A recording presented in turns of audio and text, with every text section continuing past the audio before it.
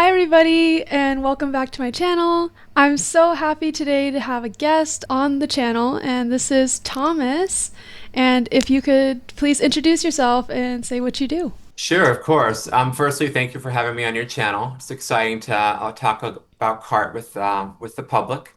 My name is Thomas. I am living in the Pacific Northwest in the beautiful state of Oregon. I am a CART captioner, and I work at Captioners LLC, which I also own. And I have been doing this. This year marks a decade. Wow, a decade. Hmm. Amazing. Thank So, you. for those who don't know, CART is an acronym. It's CART, and it stands for Communication Access Real-Time Translation. So, can you explain what this means exactly? Where do you work, and who do you work for? CART has this wonderful distinction of being recognized by law.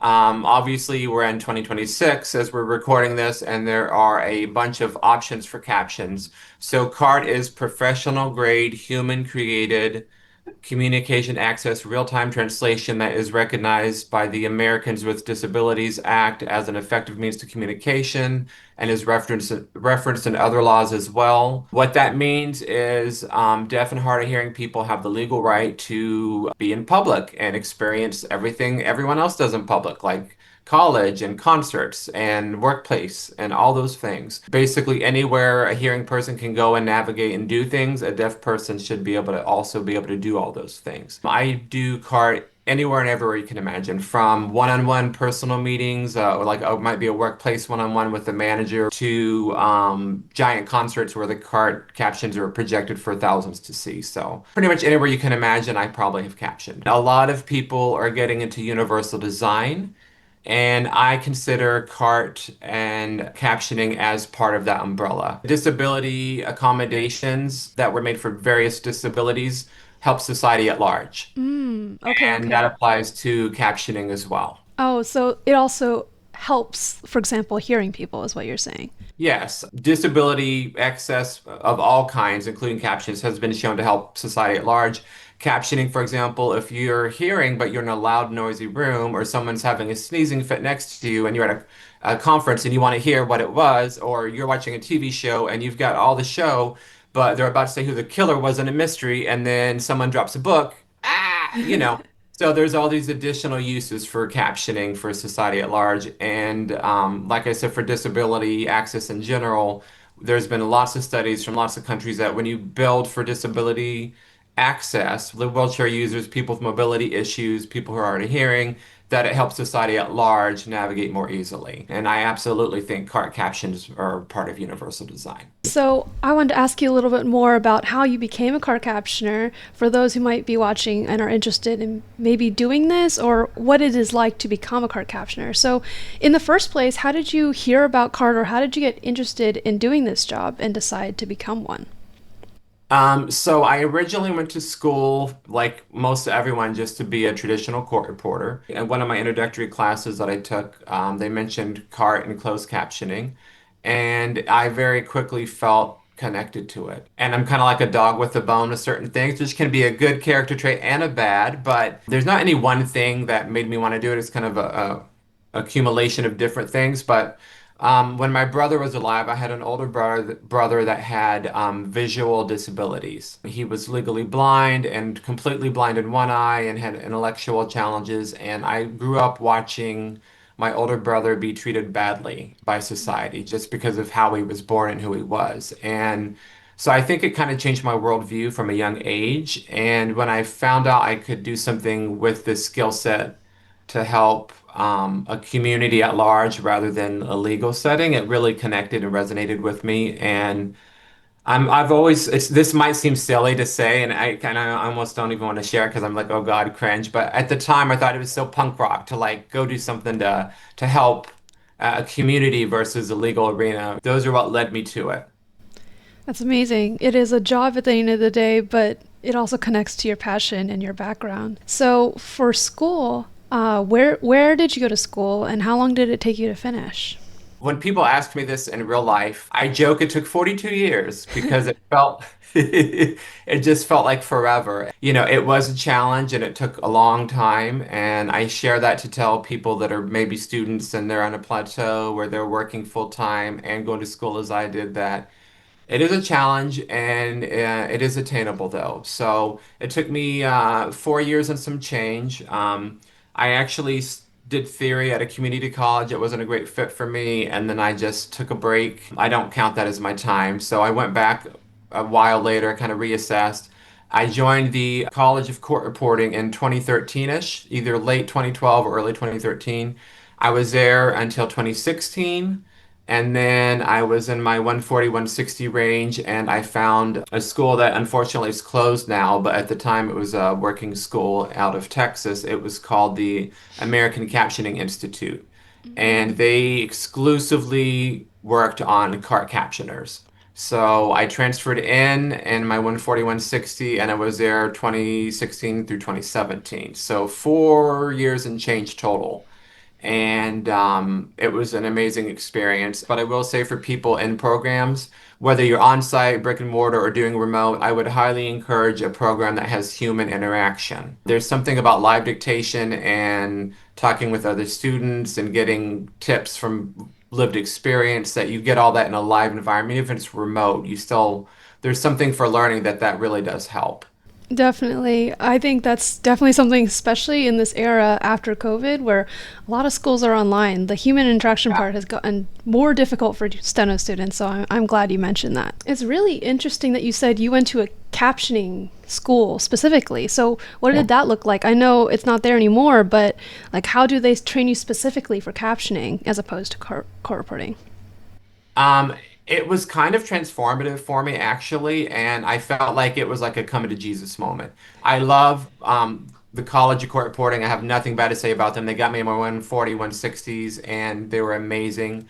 But it was geared for court. And the cart stuff was kind of a tack on at the end, which is how most court reporting programs do it. So I interviewed with the college. I said, I'm thinking of transferring. I really, I'm a working adult and I'm getting debt. And a lot of court reporting programs average 2 year average, and most people actually graduate closer to four, like myself. I'm not unique in that. I had to do a speed test in to prove I did have the writing skill, at least to start. And they said, we're going to send you contracts to sign. Are you really ready? I'm like, I'm really ready. So I thought maybe a week or a month later I would get a normal class or document. And about 3 days later, the instructor called and said, we need to have a meeting whenever you have time. And I said, okay. And she's like, have all your equipment set up and your dictionary set up. I said, okay. And we culled my dictionary. We went through that bad boy. And I was shocked. I had never had an instructor get in my dictionary like invasively, like what is this, how many times have you used this, why is this in there, and really, and it taught me, and not doing it for me but asking me questions to teach me how to think about my own dictionary. And I thought, ooh, this is going to be a great experience for me, and it was, and it got me through school and working. So I'm very, very thankful for that experience. It was different in the sense what we practiced was different. We got rid of legal briefs that were similar to words. Like there was something similar to can't. And I didn't want something that would be a long 6 or 7 word brief for legal coming up every time I wrote can't. So we just deleted it. At the time, there was a high need for TV captioner. So we were doing CNN, ABC, PBS, Weather Channel, and what we practiced was completely different. So. And also, YouTube, a little side note, Harvard has a lot of free old classes on YouTube. So if anyone's looking at maybe getting dipping a toe in cart, you could practice collegiate level stuff for free and kind of see how you are and what you have and don't have in your dictionary. Oh, that's amazing. That's so cool, that story about the teacher going through your dictionary. All right, so for the next question, as a card captioner, are there any certifications you need or what requirements do you have to work? Every CART caption company I tested for, even if you have certifications, you can have an RPR in your resume and might not still be able to do CART, depending on how clean your real time is. So, any major large firm I've worked with, and even mom and pop firms I work with, I have to do a live test. And So when you're ready to test for an interview, that yeah, you would be ready. yes. So, and I've been tested on one firm I worked with, they just put CNN on and like caption this for 20 minutes. Another firm I worked for did a conference speaker. I did like a 10-minute test of captioning a conference. And so that's been my personal experience, is it's always been a skill set test. There are some, like for federal jobs and some colleges, they do require certification to do CART. I know Harvard, for example, they were looking for someone for a long time, but they did require the CRC. So it depends where you're performing CART, which is not, again, not dissimilar to where you're performing stenography for the legal. No one answer to that question, I guess, is a concise way to say All that. right. So it varies, is what the It answer varies, is. yes. All right. So the next question I had is the one we all get about AI, because these days everyone is using voice recognition. And they're like, why can't this do captions for me instead of a human? And there are some obvious technical reasons why. But maybe some people who are watching this are like, if I start school now and it takes me 2 years, it takes me 4 years, is this still going to be a job? And that's just something people who don't know much about it wonder. So I'm sure you get that question a lot. Why can't AI do what you do? And so, how do you answer this when you get it? I will, one thing I would like to say before I answer this is I would encourage steno students to water what grows, right? Um, AI is this big unregulated thing. If you're asking if AI is going to take your job as a stenographer, that's not unique to us. You know, college admissions across the board are down because students are like, why am I going to get 4 years of debt when AI is coming? So it's not unique to us, and I would say water where it grows. For people that want a really granular answer, honestly, it's slightly offensive that people are like, oh, disability access, we're just going to have a computer do this. Well, are you going to go to your doctor and get a robot to give your medical services? Probably not, you know. For me, when people ask, I'm slightly annoyed because, you know, the level of trust in AI, this blind faith and automation, AI is a computer. People asking about steno in general with AI, I would say it's a big question we're all asking, you know.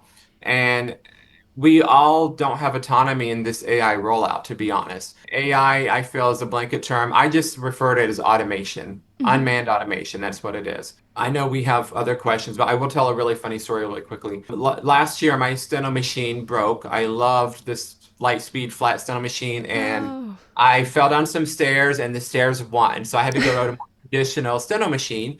I had a big job. I was projected like literally 2,000 people, and I was having a tizzy fit because my final S came in a few times and I wrote don'ts instead of don't. And I'm like cringing. So on a break, I went and talked to the person that hired me. I'm so sorry, I'm working on it. And they looked at me like I was crazy. And they said the last big conference we had, we begged the client to hire a human captioner and they used AI, and it was a scientist from Japan that had an English second language accent, and he was saying all this wonderful medical stuff, and the AI talked about graphic, inappropriate sexual contact on their screens, and they had to pull the AI from off. So AI doesn't have human cognition, it doesn't have the fail-safes that humans do, and it can't paraphrase when needed, it can't work through honing through loud noises.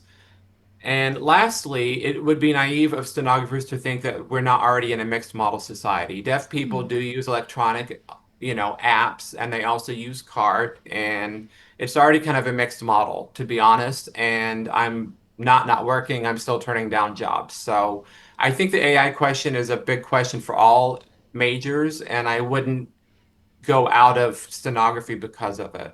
And if you go look at job boards, there's like I think I went to a court reporting website. There's like 52 to 70 open job pages of different jobs right now. So I would water what you want to grow, and we can't control what AI might or might not do, but we can control what we study and how good our skill set is and what we bring to the table. Sorry, that was long-winded. That's okay. I always am curious to hear because, even as a student, as a new student, people ask me, like, can't AI do that job? Why are you learning that? So I get that a lot too. So I really like to hear what seasoned reporters like you also have to say. So I guess, is there anything that you think would have been cool if it was included in school?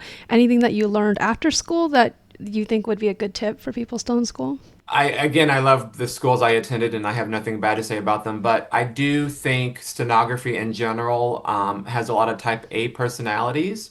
and people say this is what works and this is what you have to do. And I just honestly, to quote a British friend of mine, that's just rubbish. Uh, we all learn differently. We have different learning styles and we have different wants and needs. And I think as stenographers, it would benefit us to be more open-minded about how we could do things. I think even one thing that we said that I've questioned recently, and some people clutch your pearls and are like, oh, don't say that. And other people are like, oh, I do that. So it's kind of interesting, but embrace conflicts. We have, and I say that with a caveat. You don't want conflicts for everyday words, but there's examples of things you could have a conflict. And then I actually have a few conflicts, and I actually hit one or two in life. And I'm captioning live, and people are seeing it. And because I have a one-word delay in my software. So Tiffin that I have is a conflict because short for Tiffany. Mm-hmm. And then I just hit one or two, and then the client never sees it. So I think being a little open to a little bit of conflicts. My point is, I would encourage court reporting programs and students to be more curious than we are. I think that would help people graduate more quickly. Definitely being curious about everything that you take in and thinking about why it is the way it is. Yes. Instead of spending 6 months learning two briefs for words that are very similar, you could have a conflict and hit one, two, or left, right, or whatever you program your system to be, and then that's done and you're on to the next word. So it could actually lessen hesitation if you think of it as a potential tool you could use. Mm-hmm. And I would probably recommend that for speed building, not for theory. You do want to be conflict free for theory, but when you get higher, like your 120s, 160s, and then you're obviously going to know if it's TIFF or that I have, and boop, boop, real quick. Mm-hmm. So there's benefits to thinking outside the box. Some softwares will actually, I don't do this personally because I'm a control freak and I want to be the person doing it. But if it's something very obvious, like that I have versus TIFF, some softwares would see that context and notes that I have or a proper noun and they would do it for you. All right, so I wanted to go on to talk more about what it is like being a cart captioner, and I know you've already touched on this a bunch. Can you talk about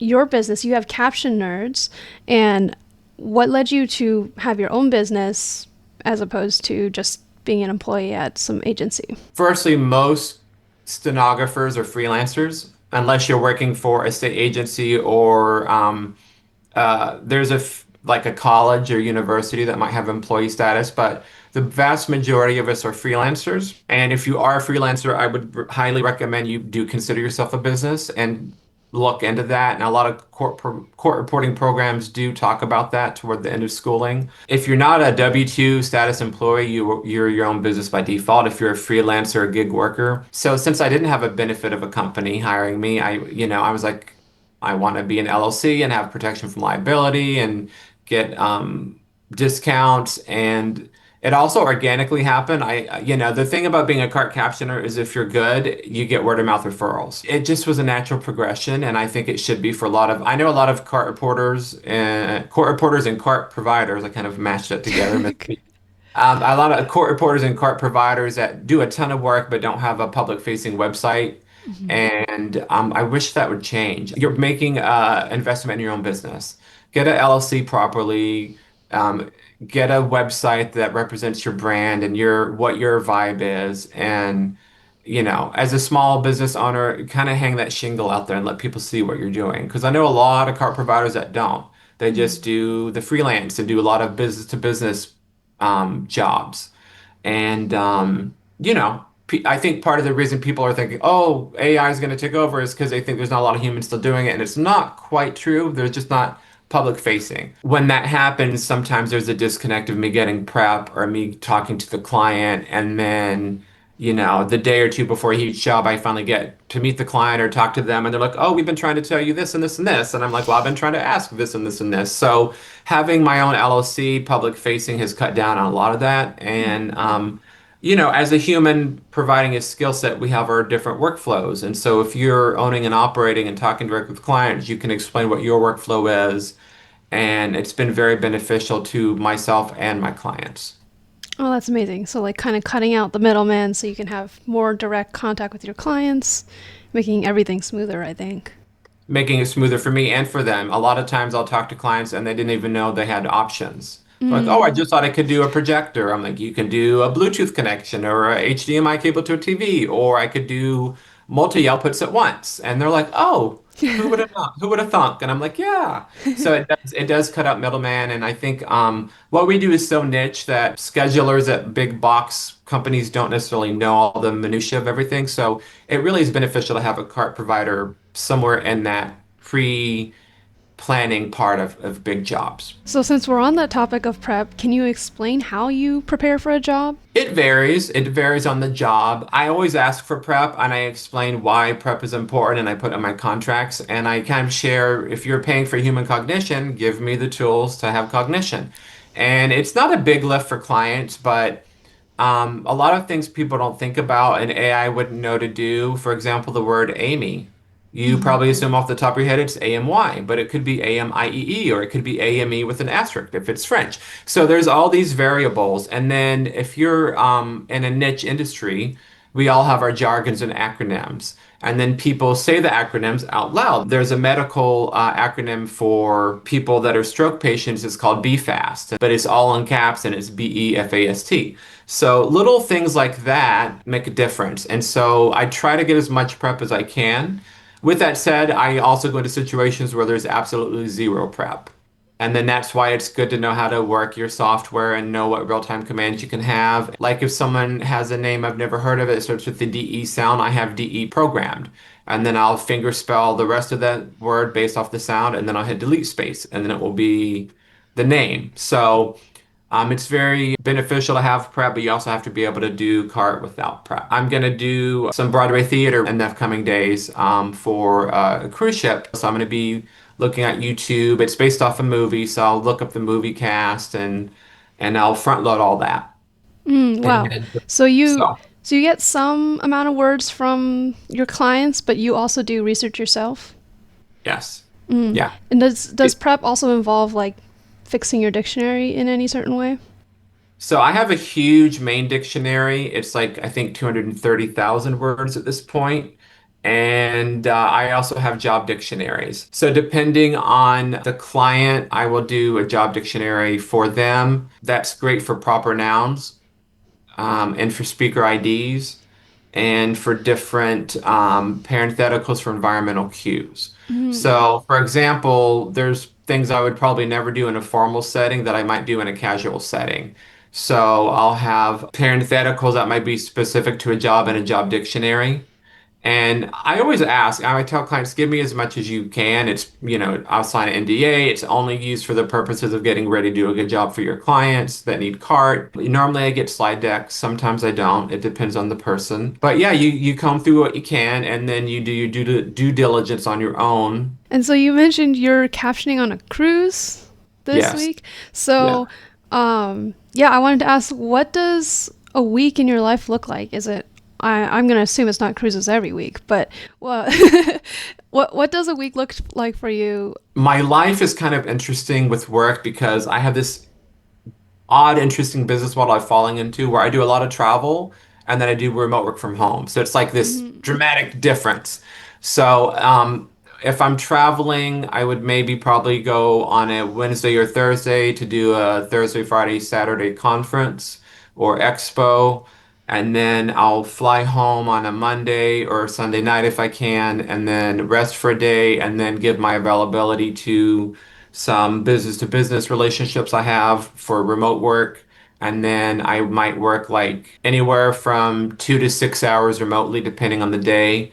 And I also support local CART captioning companies in the Pacific Northwest. So sometimes I go on site to universities and colleges, and I might go do an hour and a half meeting for a faculty member or a town hall if there's something going on in the community. One thing about the Pacific Northwest I'm very thankful for is they kind of have access and universal design baked in. So when they do a big press conference or they do a big meeting at a university, they want it to be card captioned. So, it varies day to day. There's no one, my life is kind of wild. Like, I could have a medical appointment cart telehealth thing one day and then something a little zesty or risque the next day for another client. So it's kind of all over the map, but my business model, like I said, I travel a lot and then when I'm home, I do a lot of remote work. So That's amazing. Definitely not a job for someone who wants the same thing every day. No, absolutely not. I love the variety, and I love that I'm always popping into different industries and hearing different experts on their subject matter. And you really, as a cart provider, I've really learned how much I didn't know about the world around me. It's very fascinating and very thankful for that. That's definitely something that really interested me when I first found about this profession, that you can learn by getting to be at a lot of different places with a lot of different people. All For right, sure. so I wanted to ask, what is your favorite thing about being a cart captioner? And following that, maybe what is something that you don't like that much that people wouldn't expect?